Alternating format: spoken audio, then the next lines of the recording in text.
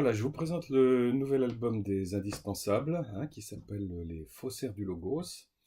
Alors, voilà, faut d'abord savoir que le reste de la collection, le premier tome, c'est une grande enquête pour confronter au réel les grands courants de la pensée philosophique ou religieuse depuis l'Antiquité jusqu'à nos jours, hein, mais surtout depuis l'Antiquité.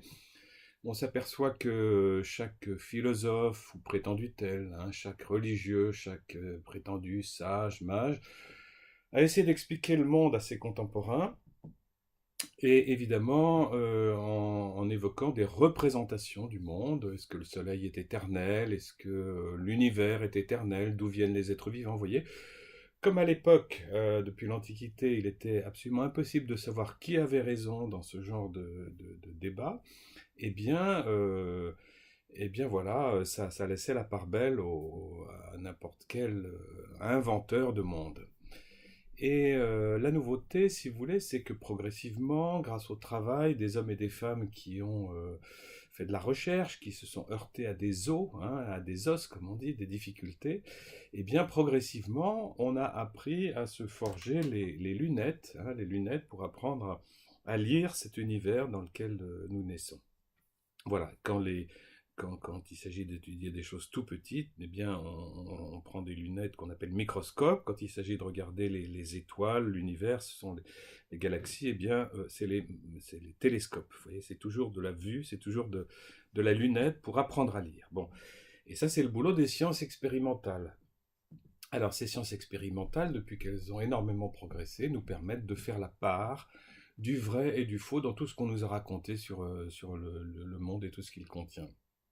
Alors, ça nous permet, si on le souhaite, une libération des fausses croyances, hein, et en se libérant des fausses croyances absurdes, qui sont soit tout simplement philosophiques ou religieuses, ou même pré-scientifiques. Eh bien, petit à petit, on va de mieux en mieux dans la bonne direction, hein, dans la bonne direction pour répondre à des questions auxquelles les sciences ne répondront jamais, à savoir, y a-t-il un créateur, plusieurs ou pas du tout? Y a-t-il une vie après la mort? À quoi elle ressemble, etc. Vous voyez, toutes ces questions que Aristote appelait métaphysiques, parce qu'elles sont au-delà du monde physique, là où les sciences, justement, physiques, expérimentales, ne peuvent pas travailler. Alors, voilà. Alors, on a pu définir avec les cinq premiers albums, faire cette grande enquête avec des indices, non pas des preuves, il n'y a aucune preuve de l'existence d'un ou plusieurs dieux, mais il y a des indices de plus en plus efficaces qui nous permettent d'avancer. Et grâce à ces indices, eh bien, on est très étonné de constater que parmi les grands courants de l'Antiquité, il y en a deux qui sont très en avance sur les autres.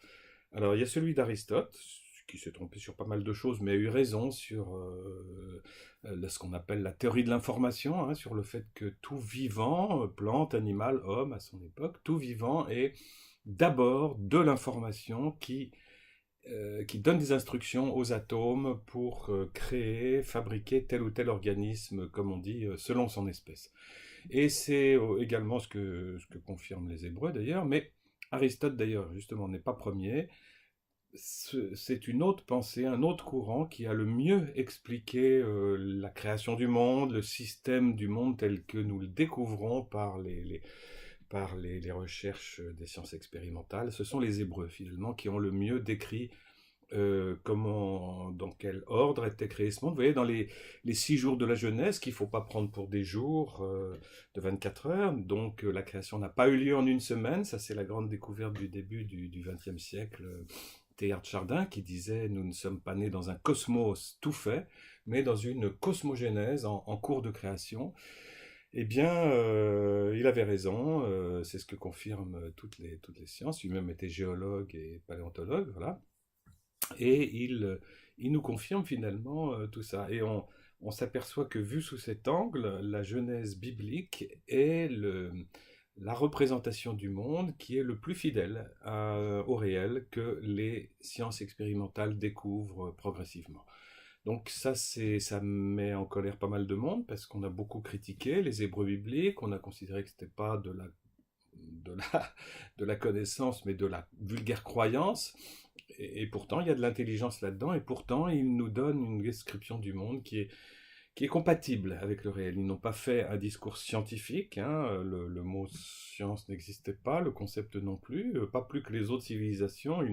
Ils n'ont essayé de faire des sciences, ils ont donné un récit poétique, souvent mythologique, etc. Mais si on compare avec ce que nous avons des autres civilisations, eh bien nous constatons que les Hébreux bibliques sont les plus proches de la réalité, avec un univers, avec une création qui se fait par étapes, hein, non pas 6 jours, mais 6 longues étapes. Une création qui est inachevée, ça c'est très fondamental, on ne l'a pas su pendant 2000 ans de christianisme, à part peut-être Irénée de Lyon au tout début, mais voilà, on revient, on constate que c'est ça qu'ils nous disent, ce que confirme d'ailleurs le Benoît XVI, pardon, qui a dit au Bernardin la création n'est pas encore achevée. Voilà, et nos amis hébreux, eh bien, nous décrivent une création qui commence dans l'eau et qui ensuite se poursuit sur la terre, ce qui est conforme au réel. L'homme et la femme qui arrivent les derniers pour le moment dans cette création et sans doute définitivement. Un homme et une femme qui ne sont pas tout à fait achevés, dont l'achèvement est l'union à Dieu, etc., etc. Alors ça, les sciences ne peuvent pas le montrer. Par contre, ce qui étonne beaucoup les astrophysiciens quand on leur donne le livre de la Genèse, ils le regardent et disent, attendez, qui a écrit ça? Les Hébreux, il y a combien de temps? 2500 ans? Mais qui est-ce qui est allé expliquer à ces Hébreux il y a 2500 ans quelque chose que aujourd'hui nous venons à peine de découvrir? Quoi? Eh bien, le fait qu'il y avait de la lumière dans l'univers bien avant le soleil. En effet, on s'est beaucoup moqué des Hébreux. On a des lettres de Proclus au 5e siècle, des choses comme ça, des choses qui montrent qu'on s'est beaucoup moqué des Hébreux pour avoir osé écrire qu'il y avait de la lumière dans l'univers avant le soleil, hein, la lumière le premier jour, première étape, le soleil quatrième jour, quatrième étape avec la lune, les deux grands lampadaires luminaires. Eh bien, voilà, les Hébreux ont osé écrire ça, et de fait, ça aussi, c'est conforme avec le réel. Alors, bien sûr, ce ne sont pas des preuves que le Dieu des Hébreux est le vrai, mais parce qu'il n'y a pas de preuves, mais ce sont des indices tout à fait précieux pour tout homme ou femme qui souhaite faire une enquête dans ce sens et avoir des indices à se mettre sous la dent, à mettre en jeu son intelligence, sa raison pour aborder ces questions. Voilà. Alors, ce nouvel album, donc les Faussaires du Logos, va plus loin, puisqu'on a constaté que les Hébreux sont compatibles avec le réel. Des gens viennent me dire, ok, mais les chrétiens, très bien, ils ont eu de la chance, ils sont montés dans le bateau des Hébreux, ils ont adopté leur représentation du monde, qu'on appelle un paradigme. Et est-ce que il y a quand même des différences entre les chrétiens et les Hébreux, sans quoi ça serait exactement la même philosophie, religion, ce qui n'est pas exactement le cas. Donc, est-ce qu'il n'y a pas des choses que les chrétiens ont ajoutées ou enlevées qui seraient de nature à être incompatibles avec le réel, ou bien est-ce que là aussi c'est toujours compatible? Alors c'est ce que j'ai voulu étudier en faisant un parcours nouveau dans cette collection des indices pensables, qui est la saison 2, la saison 3, et qui aborde des questions, l'élaboration non plus la scientifique, mais historique de certaines idées, comme d'où vient le mot Trinité, d'où vient le mot incarnation, qui sont très importants dans le christianisme, et qui ne sont pas dans les évangiles ni dans la Bible. Donc, d'où viennent-ils? Qui a osé inventer ces choses nouvelles? Pour quelles raisons? Vous voyez, et c'est ça qu'on aborde dans cette nouvelle série.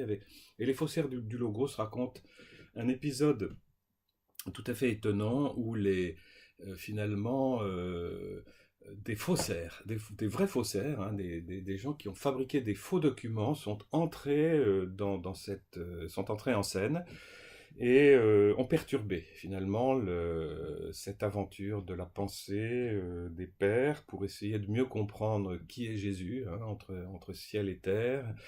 Et en faisant ça, les faussaires voilà, ont beaucoup perturbé les choses et ont conduit à des drames humains comme des crimes. Oui, vraiment, c'est une affaire presque une enquête policière là qu'on va raconter, qui se fonde sur des faits réels que les historiens connaissent, mais pas le grand public.